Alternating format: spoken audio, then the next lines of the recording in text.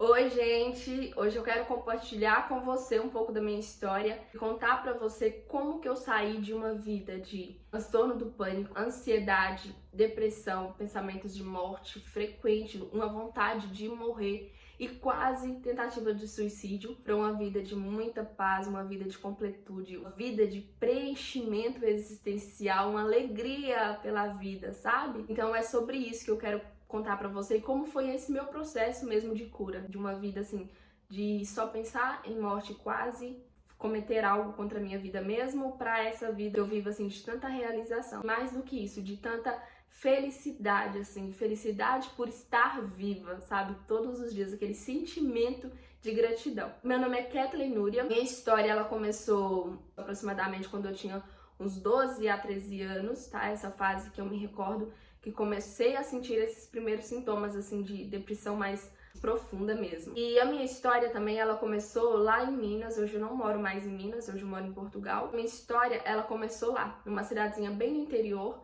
Primeira coisa que eu preciso te falar é que assim, quando a gente pensa e fala em depressão, as pessoas tendem a confundir depressão com espiritualidade. Porque na cabeça de muitas pessoas, estar depressiva é falta de fé. Não sei como vai ser a sua percepção em relação a isso quando eu terminar esse vídeo. Mas eu cresci dentro de uma igreja, assim, eu cresci dentro das coisas da igreja. E eu sempre gostei muito de participar das coisas da igreja. Então eu não entendo hoje que foi uma falta de fé. Mas, no entanto, também, o Deus pregado nas religiões é aquele Deus distante, né? Aquele Deus, assim, que ele tá um pouco distante da gente, que a gente é pecador e não merece nunca ser amado, mas ainda ele nos ama. Então, assim, é um Deus que eu cresci conhecendo, mas, no entanto, nem sempre sentindo. Por volta dos 12, 13 anos, a minha mãe, ela me levou no médico porque eu sentia muita arritmia e fui diagnosticada com transtorno do pânico. Síndrome do pânico, né, para alguns conhecem como síndrome do pânico. E ali, o que eu sentia? Eu sentia muita arritmia, eu tinha muito pânico de locais fechados.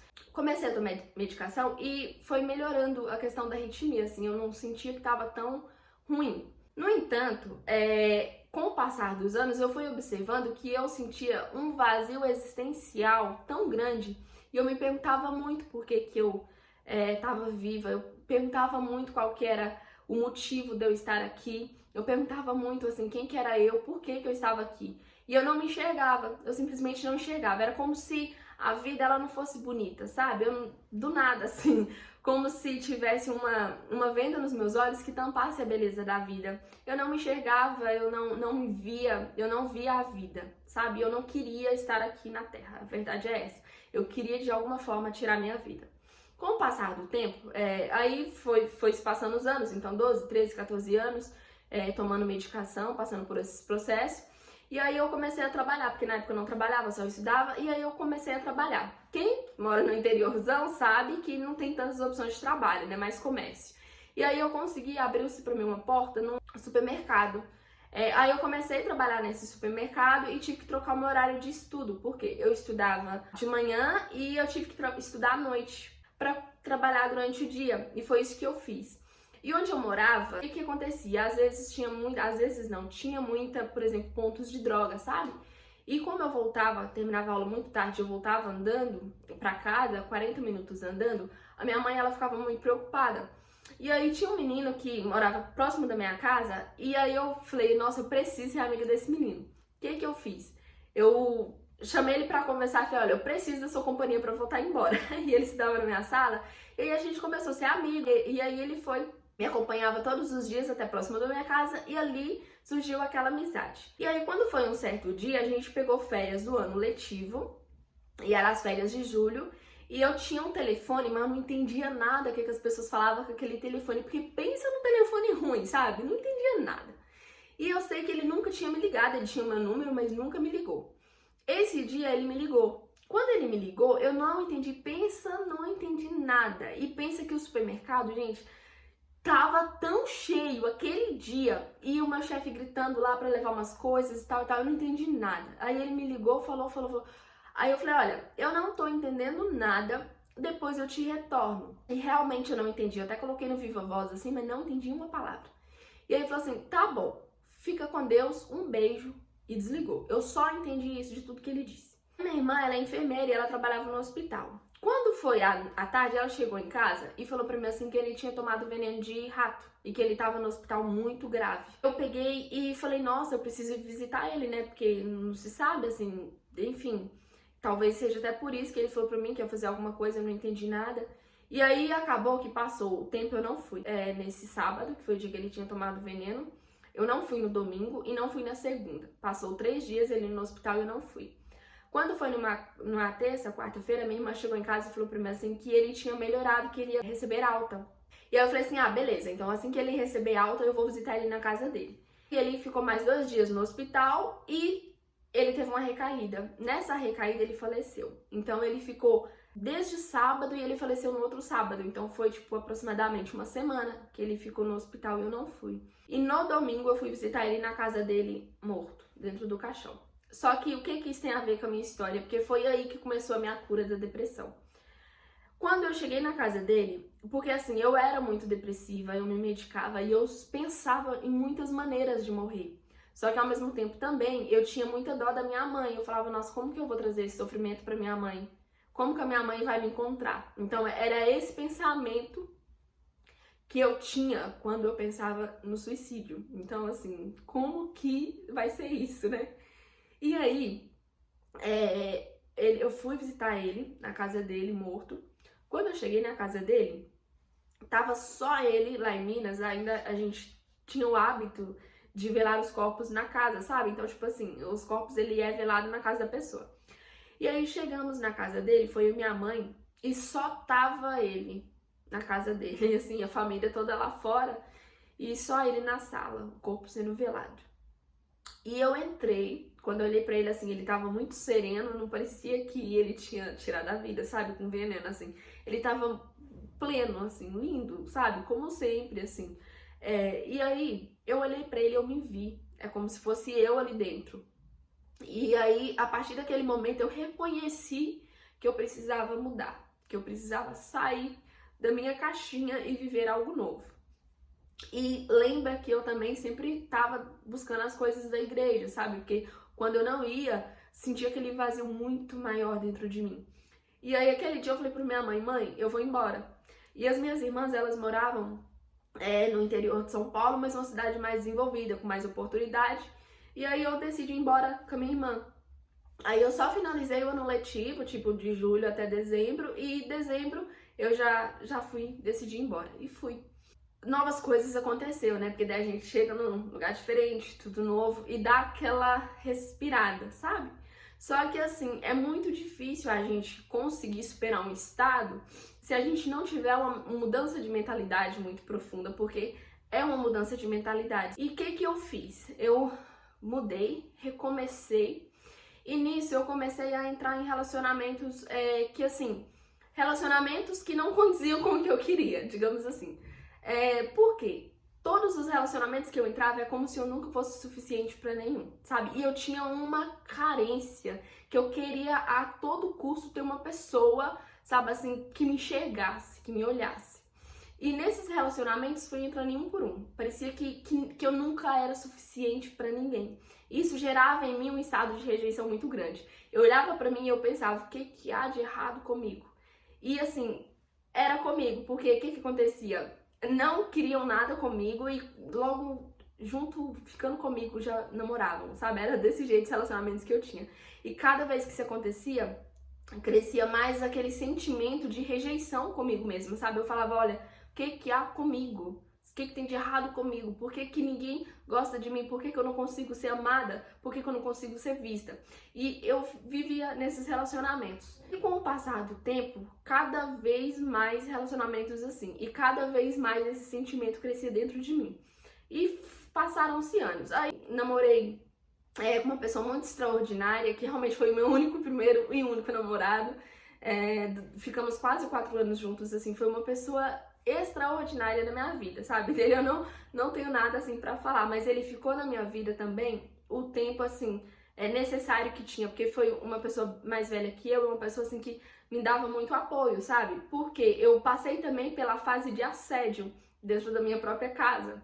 Então assim, pra superar essa fase de assédio, ele me dava apoio. Então assim, foi uma das pessoas que eu tenho muita gratidão, sabe? Carinho mesmo assim por ele. E terminou de uma forma também linda, uma forma que tinha que ter terminado. E aí, resumindo, continuou a vida, foi se passando. Depois disso, eu conheci mais pessoas assim que me trouxe mais esse sentimento de rejeição comigo mesma. Detalhe, eu também trocava muito de trabalho, porque essa busca existencial é como se eu nunca tivesse satisfeito e contente com nada, sabe? Então, assim, eu sempre queria mudar e trocar de trabalho, mudar as coisas, enfim. Aí 2018 foi um ano assim muito bom, porque assim, eu fui fazer muitas coisas novas.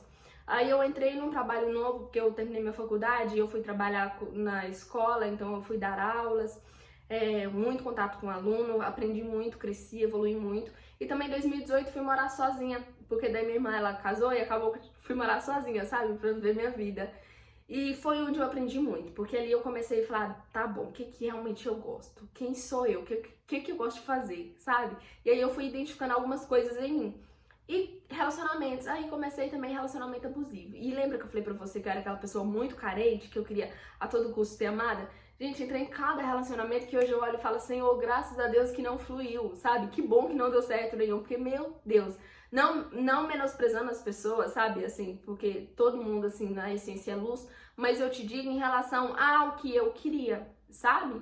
E, assim, meu sonho era construir a minha família, a gente tem, né? Mulheres têm esse sonho, assim, de idealizar a família. Então, eu acredito que se eu tivesse ficado com qualquer um deles, assim, edificado família, não teria vingado, sabe? Digamos assim. Então, é nesse sentido que eu te digo. Mas tá tudo bem também, porque cada um tem o seu tempo. E o que aconteceu? Eu entrei num relacionamento que não foi tão bom, 2020, que foi o ano da pandemia, só que foi o melhor de todos. Por quê? Foi onde, assim, veio a minha cura total, sabe? Da depressão. Porque essa pessoa era uma pessoa, assim, diferente, digamos assim. De tudo que eu acreditava, a pessoa meio que fez cair por terra, principalmente voltado para a religião. Eu vou dar um ponto específico. A pessoa falava sobre, por exemplo, Deus e me dava medo. E ela falava algumas coisas da Bíblia e me dava medo. E eu tentava entender por que me dava medo. Nesse processo de tentar entender, eu comecei uma conexão profunda com Deus, sabe? Assim, de quebrantamento mesmo. Assim, eu falava, gente, como que eu nunca fiz isso? Sabe? Esses anos todos dentro da igreja, como que eu nunca peguei, assim, pra ver dessa forma? Então, começou a cair por terra o que ele falava por causa da conexão que eu me vi ali na própria palavra, sabe? Tentando mesmo entender o que ele dizia. Acabou que era um príncipe encantado, essa pessoa, assim, tipo, era uma pessoa muito que toda mulher queria, mas ainda assim eu sentia que havia alguma coisa de errado, porque era uma atmosfera pesada, assim, sabe? E eu não entendia o que tava de errado. Depois eu descobri que era essa crença, digamos assim, que batia o contrário, porque eu acredito numa coisa, sirvo uma coisa e ele acredita em outra e serve outra. Então foi por isso que deu errado. E eu passei por um momento, assim, de total relacionamento abusivo. E eu não entendia, porque depois que eu descobri tudo que eu descobri dessa pessoa, eu busquei a ajuda de um padre e eu busquei a ajuda de uma psicóloga, assim, pra conseguir superar o medo de ficar dentro da minha própria casa. Eu só não sei, assim, se a pessoa tinha matado alguém, porque do resto, tudo, assim, que quebrava princípio, essa pessoa fazia, sabe? E além do mais, da atmosfera, né, pesada, assim, de coisa suja. E eu não entendia, eu falava como que eu caí nessa situação. E nisso, eu entrei assim, acho que pra mim, de toda a história que eu vivi, foi o meu grau de depressão pior, assim, foi o pico do fundo do poço, digamos assim. Porque foi ali que eu falei, eu vou tirar da minha vida, não faz sentido eu viver mais. E não por essa pessoa, sabe? Não por isso. Mas assim, porque não tem sentido numa vida que não tem cor, uma vida que não tem brilho, uma vida que não tem leveza, não faz sentido eu estar viva. E o mais engraçado, que eu tinha comentado isso com a minha irmã uns 2 meses, assim, antes desse dia que eu vou te contar agora. E eu tinha falado isso pra ela, a gente na praia, sentada, e a minha irmã era uma pessoa de muita luz, assim, aquela pessoa muito animada, aquela pessoa que todo mundo quer estar perto por causa da energia. E essa minha irmã, eu conversando com ela, falei, é como se meu corpo e minha alma tivessem desconectado. Ela falava, mas como assim, gente? Não consigo entender, olha esse mar. E a gente, em frente pro mar, assim, aquele mar lindo, sabe? Aquele dia bonito, assim, tava um pouco nublado, mas aquele dia gostoso, assim. E eu não enxergava, assim, era tanta dor em mim, que a minha vontade era de entrar no mar, assim, e tirar minha vida, sabe? E aí eu falava, meu Deus, e eu não quero mais isso, eu não quero mais viver, por que é tão ruim viver, sabe? Esse era o meu pensamento. E aí, voltando pro relacionamento, a gente voltou da praia, depois de uns 2 meses, eu descobri tudo que essa pessoa é, tudo mais, tava fazendo terapia, buscando ajuda com o padre, tudo mais. Eu decidi que eu não queria mais a vida. E quando foi numa oração, apareceu pra mim uma live de um cara que eu comecei a seguir, e ele faz todo dia ele faz live, sabe? E entrou a live dele, e eu comecei, tipo, tinha começado a seguir ele, tipo, uma semana. E nessa semana, assim, entrou só um vídeo dele, sabe, da live dele, assim, que eu observei, que foi esse dia. E aí, na live, eu tava pensando assim, tipo, seria meu último dia de vida, porque eu já queria isso, eu não queria mais continuar, já tinha decidido que seria. E na minha oração, o Senhor, ele voltou a minha coluna pro lugar. Por quê? Eu tinha um desvio na coluna muito profundo, sabe? Muito grande. Quem tem desvio na coluna sabe o tanto que dói, tanto que é desconfortável. E eu tinha mesmo um desvio muito grande e grave na coluna. E eu tinha passado com um ortopedista também, tipo, poucos dias antes. Porque eu acho que no fundo a gente não quer tirar a vida, né? A gente quer tirar a dor, mas a gente quer continuar na vida. E o Senhor, ele voltou minha coluna pro lugar. Quando ele voltou a coluna pro lugar, eu te digo porque, assim, eu não sei se a cura primeiro foi física ou primeiro se a cura foi espiritual. Porque eu não consigo separar uma coisa da outra. Físico porque dói, porque eu vejo, porque eu sinto. Espiritual porque toda depressão, o vazio, a dor, tudo que eu tinha a partir daquele momento ali foi embora. Então, assim, eu não consigo saber onde que foi a cura primeiro, sabe? Porque foi simultâneo, assim. E a partir daquele dia eu comecei a enxergar a vida com cor, assim. Eu comecei a enxergar a vida com beleza, com doçura, sabe? E leve. E aí eu comecei a tentar entender, tá bom, mas beleza, espiritual é isso. E cada vez mais aquela sede, assim, de amor, assim, sabe? De me conectar com o Senhor, assim. E nesse processo eu fui buscar também coisas de autodesenvolvimento. Eu falei, tá bom, mas se eu sou dessa forma, cheguei nisso porque eu cheguei, mas o que que me levou? E como que eu saí? Lógico que foi pensando no físico, né? Esse milagre que o Senhor fez na minha vida e honra e glória a Ele por isso. Porque ele me renasceu a minha vida, ele me deu uma nova história, sabe? Ele virou a página e me deu a página em branco. E eu fui buscar também nesse processo entender por que que eu cheguei onde eu cheguei, o que que me levou a esse fundo do poço, assim, de forma de tentar mesmo, assim, pela minha vida. E eu fui entendendo várias coisas, sabe? Porque, tipo assim, quando a gente pensa na depressão, a gente imagina que é um acontecimento, mas é um empilhamento de vários acontecimentos que nos leva àquele estado assim mais profundo da dor. E ali também eu te digo que aquele dia da coluna foi a cura assim mais profunda, porque foi no meu pior momento que o nome dele é exaltado, porque ele me curou. E aí de lá pra cá eu vim nesse processo, que eu falei, nossa, se eu passei por isso, eu sei o que me levou, eu consegui sair, que o Senhor me tirou, foi Ele, mas também eu consegui identificar outros pontos. E a partir desse momento foi o meu processo de cura todos os dias, sabe? E aí todos os dias eu escolhi a mim. Eu escolhi me amar, eu escolhi me cuidar, eu escolhi me autoconhecer. E eu te digo que muita coisa eu poderia ter evitado se eu não tivesse permitido que muitas coisas entrassem na minha vida.